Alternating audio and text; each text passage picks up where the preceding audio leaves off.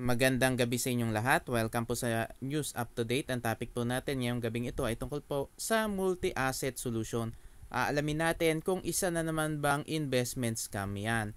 Alam naman natin na yung multi-asset solution ay nag-o-offer nga ng investment sa publiko. At alam nga natin na ang kanilang offer ay too good to be true. So, napaka-imposible ng kanilang pangakong kitaan. So, tignan natin kung talaga bang legit yan o isa na namang iwe scam. Yang multi-asset solution ay pinamumunuan daw ng isang nagngangalang Julie May Vergara. Tapos, ang sinasabi na lang source of income nila ay yung equipment rentals daw, at syempre yung sa casino, sa cryptocurrency, at land development. Alam naman natin na yan ay pambobola lang.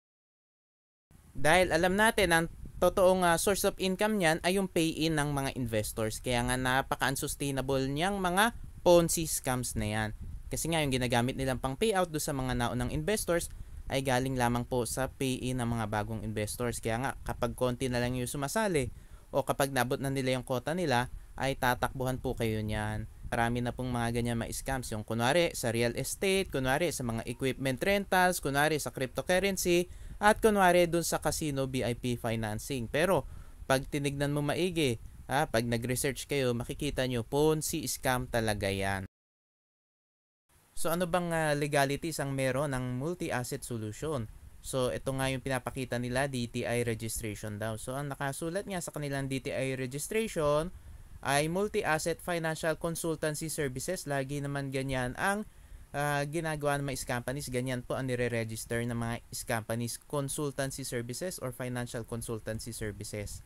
At alam naman natin na hindi po sapat yung DTI registration kasi nga dapat meron muna secondary license bago nga manghingi or mag-offer ng investment sa publiko ang isang kumpanya. Kapag wala po secondary license, illegal po ang ginagawa nilang pagsusulisit ng investment sa publiko. Yang multi-asset financial consultancy services ay pinarehistro ni Julie May Velasco Vergara noong July 2, 2023. So bagong rehistro pa lang yung multi-asset solution is company na yan. So ibig sabihin bago lang yan at alam natin na yan ay tataob. Dahil yan po ay isang company at hindi totoo yung mga claims nila na kaya nila magbigay ng ganong kalaking kitaan. Kasi nga bagong kumpanya. At puro pambobola lang para nga makapang-uto sila at maabot ang quota. At alam naman natin kapag naabot na nga ng company yung quota nila, bigla na lamang po yung maglalaho tulad nga ng Mocha Farm at ng Woo Shopper. Tignan naman natin yung complans dyan sa multi-asset solution. So ang isa nilang complan ay yung starter plan. So 7 days daw ang time frame at naka-lock in din yung pera mo. So meron pa raw yung 50 pesos na sign-up bonus at 10% na referral commission. So 30% daw ang revenue after 7 days. So yung 500 mo daw after 7 days ay magiging 650 pesos. So dyan pa lang po makikita nyo, too good to be true yan. Kasi napaka-imposible naman na kumita agad ng 30% yung pera mo sa loob lamang na 7 days at guaranteed pa. Bukod doon ay meron pa silang 10% na referral bonus at meron pang 50 pesos na sign-up bonus. So dyan pa lang po mga kababayan, makikita nyo napaka-imposible ng kanilang pangakong kitaan. Napaka-too good to be true. Talagang binobola lang yung mga investors para nga marami silang makuhang investors. Ganyan po kasi ang ginagawa ng mga companies. At syempre kapag patakbo na yan, ay lalo pa nilang lalakihan yung pangako nilang kitaan. Tapos, ang isa pa nilang complan ay yung standard plan. Yan daw ay 15 days ang time frame at 5% daw ang daily profit. So, total profit after 15 days ay 75%. At meron din daw yung 50 pesos na sign-up bonus at 10% na referral bonus. So, ang pangakong kitaan nga dyan ay 75%. So, ibig sabihin, yung 500 pesos mo daw after 15 days ay magiging 875 pesos. So, mas malaki yung pangakong kitaan dyan sa standard plan. So, almost double your money. So, dyan pa lang po mga kababayan ay napaka-too good to be true. Kasi 75% sa loob lang ng 15 days. Bukod doon, may 10% pa na referral bonus at meron pang 50 pesos na sign-up bonus. At syempre mga kababayan, kapag yan ay patakbo na, meron pang mga papromo yan. Katulad nga ng mas malaki na pangakong kitaan O kaya meron mga buy one take one. Kapag ganun po, nakita nyo yung mga buy one take one o mas malaking pangakong kitaan, ibig sabihin yan, patakbo na po yung company na yan. At makikita naman natin talagang yan ay hindi talaga magtatagal kasi nga ang laki ng pangakong kitaan. Pag mga ganyan po kabibilis ang pangakong kitaan, inaabot lamang po yan ng buwan tapos tataob na po yan kapag naabot na nila yung quota nila o kapag konti lang po yung sumasali sa company nila. Yang multi-asset solution ay may mga pa-promo na at pa-raffle. So meron na nga raw silang port raffle giveaway. Kung saan daw ang first prize daw ay isang motorsiklo at yung second prize ay 15,000 daw na worth of grocery at meron pa raw 20 winners of 500 GCash.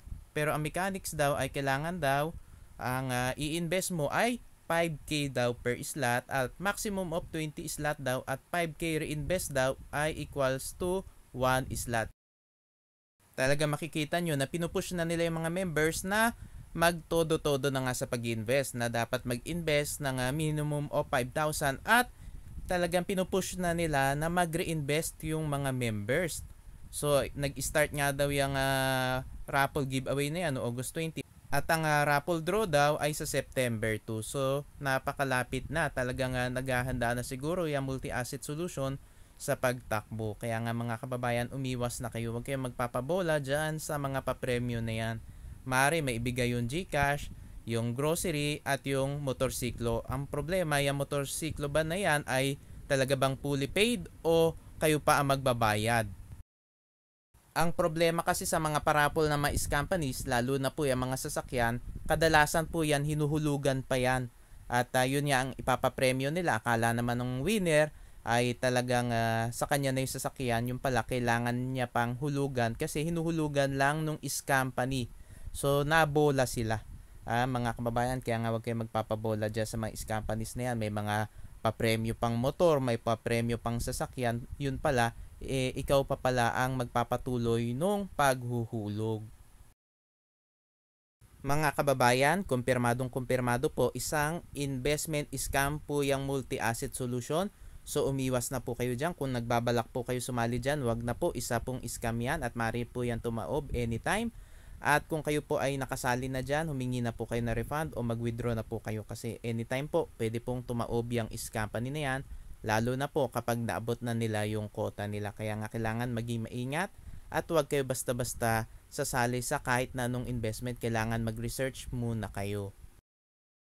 Kailangan po i-check po ninyo kung kompleto sa legalities. Dapat meron po muna yung secondary license at dapat po i-verify po ninyo sa Securities and Exchange Commission kasi po may mga kumpanya po na namimeke ng dokumento tulad po ng CCO Media Philippines. Nabooking natin yung CCO Media Philippines na peke yung pinapakita nilang BSP registration kasi binerify po natin sa BSP at sabi nga ng BSP na hindi sila nagbibigay ng ganong klaseng dokumento at peke din yung pirma na nandoon sa pinapakitang dokumento ng CCO Media Philippines.